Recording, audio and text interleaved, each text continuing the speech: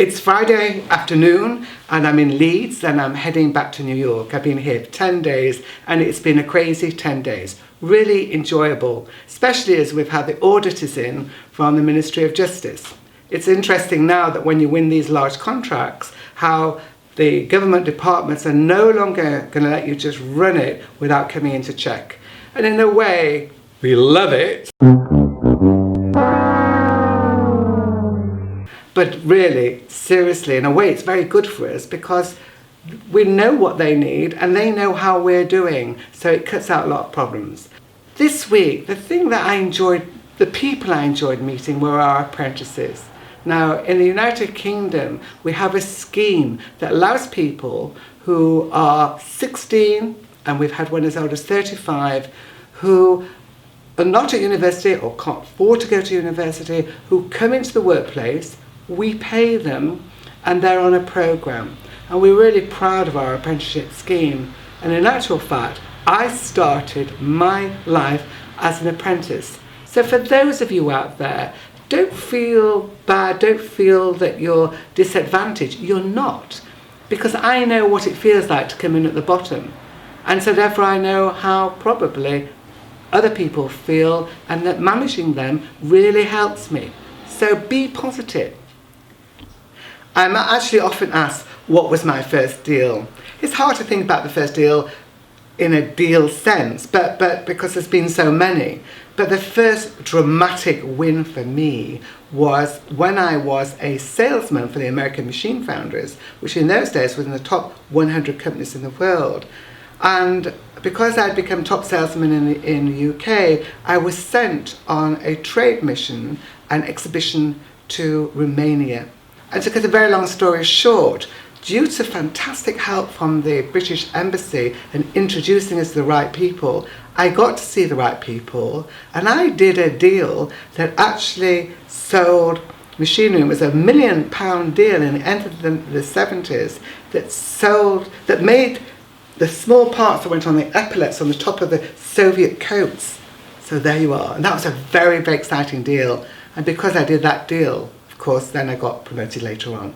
I only got into this job, or into this business, because of my role as an export manager. And one of the things I did do, and I hope my wife, although it was long before her, especially in the Soviet Union, all the interpreters always used to be these gorgeous girls, really gorgeous girls. And when I went to Russia or Romania or Czechoslovakia, then they're always this gorgeous girl, and I kind of fell in love with most of them all the time. And so that was a big encouragement for me to want to actually be in this industry.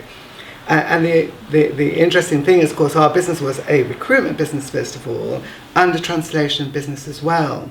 And what I did know from working in these different countries, how appalling it was. And the British were really bad, and the French were very bad. You'd go to an exhibition and nothing would be in the customers' languages. And that was a bit of a passion. So when I came back and to England to start it was called then the Link-Up Group. We had Link-Up Languages and Link-Up Recruitment. It was quite a passion, and I would ring people up and say to them, I'm ringing to find out about your language requirements. And they said, they should speak bloody Yorkshire, none of these bloody foreign languages. And then, of course, things changed. It changed because of the European Union, and that's another interesting thing.